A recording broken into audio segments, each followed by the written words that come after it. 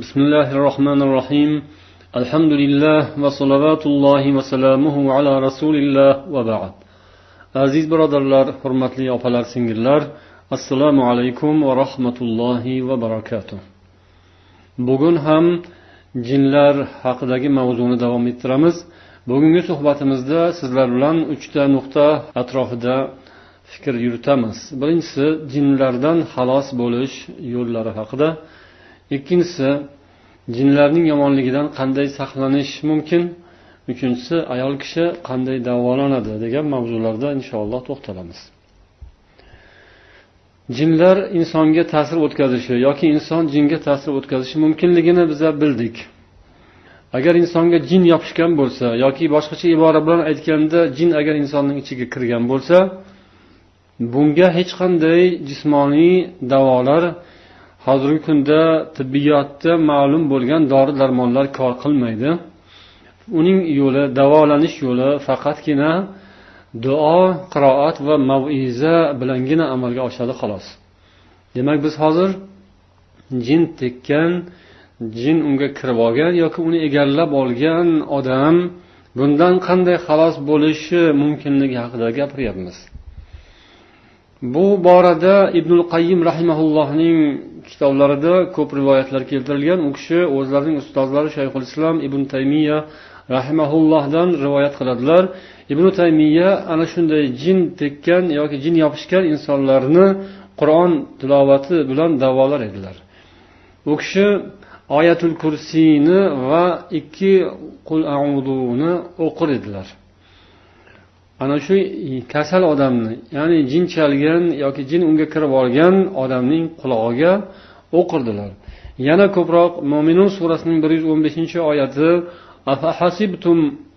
Afahasibtum annama khalaqnakum abasan va annakum ilayna la turja'un degan oyatni o'qir edilar. Biz sizlarni bekorga yaratganmiz deb o'ylaysizlarmi va bizning huzurimizga qaytib kelmaymiz deb o'ylaysizlarmi degan ma'nodagi oyat.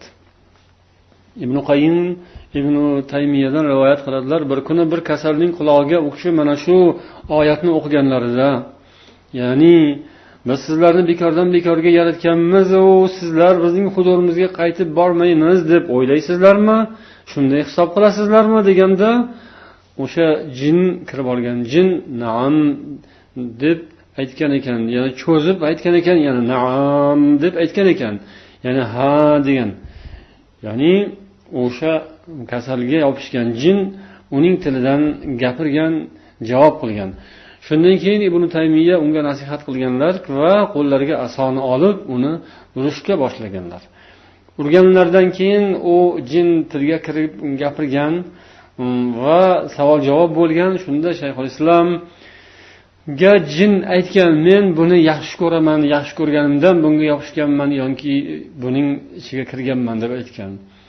U kishi esa haligi kasalni bo'yinlariga, tomirlariga urganlar. Urgandan so'ng o'sha jin gapirgan.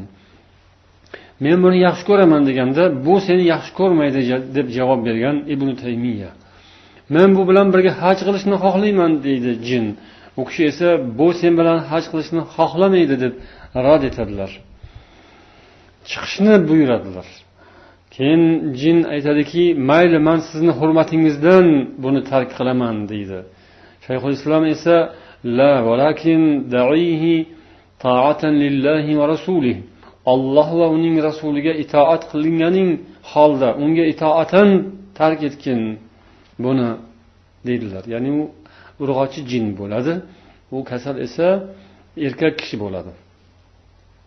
Shundan keyin u jin aytadiki, bo'lmasa mayli, men chiqaman deb uni tark etib chiqib ketadi. Fa ana idan akhruju deydi. Shundan keyin jin uni tark etgandan keyin haligi kasal o'ziga kelib o'tiradi va u yoqqa bu yoqqa qarab, keyin Shayxul Islomni ko'rgandan keyin biroz xijolat tortadi. Nima bo'ldi? Kim olib keldi meni bu kishining huzurlariga deb aytadi. Bu voqeani Ibn Qayyim rahimahulloh rivoyat qilganlar va mana shunga o'xshagan hodisalar juda ham ko'p bo'lgan deydilar. Va u kishi aytadilarki, kana shayxuna iza utiya bil masru wa'aza man sara'ahu va amarahu va nahahu. Shayximizga shunday kasal olib kelinadigan bo'lsa, u kishi va'z qilardilar, nasihat qilardilar. Ya'ni o'sha kasalga yopishgan jinga nasihat qilardilar, uni yomon ishlardan to'xtashga va yaxshi ishlarni qilishga buyurardilar. Bunday odamlarga yopishishni tark etish, bu kasaldan voz kechib chiqib ketishini buyurar edilar. Agar u quloq solsa, shu buyruqlarni bajarardi, tark etardi, ketardi. Illo u agar quloq solmasa, yana qaysarlik bilan davom etadigan bo'lsa, urardilar. Chiqayotgan mahalda yana uning va'dasini olib qaytib bunga kelmaslik va qaytib bu insonga tegmaslikning va'dasini olar edilar, deyiladi. Yana Imom Ahmad rahimahullohdan ham mana shunday holatlar rivoyat qilingan. U kishi ham jin tekkan yoki jin kirib olgan odamlarni davolardilar, shifo so'rardilar, nasihat qilardilar jinlarga. Hatto masofadan turib ham u kishi ularga o'zlarining so'zlarini o'tkazadilar, nasihat qilardilar, deyiladi. Shunday holatlardan birini rivoyat qilishadi. Imom Ahmad rahimahulloh nomlaridan borib o'sha kasal bo'lgan odamga gapirishgan, nasihat qilishgan, ya'ni jinga nasihat qilishgan. Ahmad buyuryapti degandan keyin Imom Ahmadning nomlarini eshitib, u jin tark etgan haligi kasalni. Imom Ahmad rahimahulloh vafot bo'lgan kunlari yana qaytib kirib olgan, yana yopishib olgan ekan. Demak, o'sha jin tekkan odamni davolayotgan insonning taqvosi bu yerda muhim ahamiyatga ega. Taqvoli, tavhidi mustahkam, iymoni mustahkam odam o'qitsa, tilovat qilsa, dam solsa va nasihat qilsa, u kasallarga inshaalloh shifo bo'ladi. Endi savolda so'ralganidek kasalni urish masalasi. Mana bu rivoyatlarda ham keldiki, haqiqatdan jin tekkan insonni urish bilan, kaltaklash bilan davolash, demak bu rivoyat qilingan. Bu amaliyotda mavjud bo'lgan narsa. Bu qanday bo'ladi? Vallohu alam bu o'rinda kasalni holatiga qarash kerak. Ya'ni agar kasal hech tuzalmayotgan bo'lsa, unga qilingan muolajalar kor qilmagan bo'lsa va u ancha davom etayotgan va kasal bemor bundan nihoyatda aziyat chekayotgan, ozor chekayotgan bo'lsa, uning tortayotgan azob va uqubatlarini oldida uni urish hech narsa bo'lmay qoladi. Ya'ni o'zidan ketib qoladigan tutqanoq kasali ham deyishadi ba'zan. Bu endi har xil bo'lishi mumkinligini biz oldingi suhbatda aytdik. Ya'ni tutqanoq kasaliga yo'liqish, hushdan ketish, o'zini tashlab yuborish, o'zini bilmay qolish, bu ikki xil yo'l bilan bo'ladi dedik. Agar bu mana bu ikkinchi yo'li, ya'ni jin tekkan yo'li bilan bo'lsa, bu aniqlangan bo'lsa, bunda oyat hadislardan o'qish va buning orasida o'sha kasalni urish, bu kasalni emas, jinni urish bo'ladi.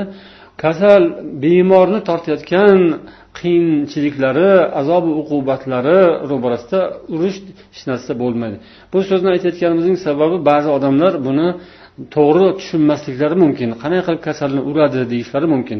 Ammo u har qanday kasalni urish aytilayotgani yo'q, balki bu jin chalganlik yoki majnun bo'lib qolgan, Alloh asrasin, aqldan ozib nihoyatda og'ir ahvolga tushib qolgan insonni davolash uchun qo'llanadigan bu chora uzrli bo'ladi. Bu ham xuddi muolajaga o'xshagan, bir amaliyotga o'xshagan, ukol qilish yoki uni operatsiya qilishda u qanchalik mana shunday g'ayrioddiy holatlar bo'lsa, xuddi shunga o'xshab uni urish ham ana shunday sifatda qaralishi joiz bo'ladi, vallohu a'lam. Ya'ni kasalni holatiga qarab bu uslubni qo'llash mumkin yoki qo'llash mumkin emasligi o'sha holatni har bir kasalning ustida ma'lum bo'ladi, vallohu a'lam. Endi bu umuman mana shunday holatlardan uzoq bo'lish, jinlarning yomonligidan saqlanish yo'llari haqida biroz to'xtalamiz. Jinlarning yomonliklaridan saqlanish shaytonning yomonligidan saqlanishdir. Bu iymon quvvati bilan, ibodatda, pokizalikda mustahkam bo'lish bilangina amalga oshadi. O'zi nopok yursa, kir-chir bo'lsa, ibodatsiz bo'lsa, tartibsiz hayot kechiradigan bo'lsa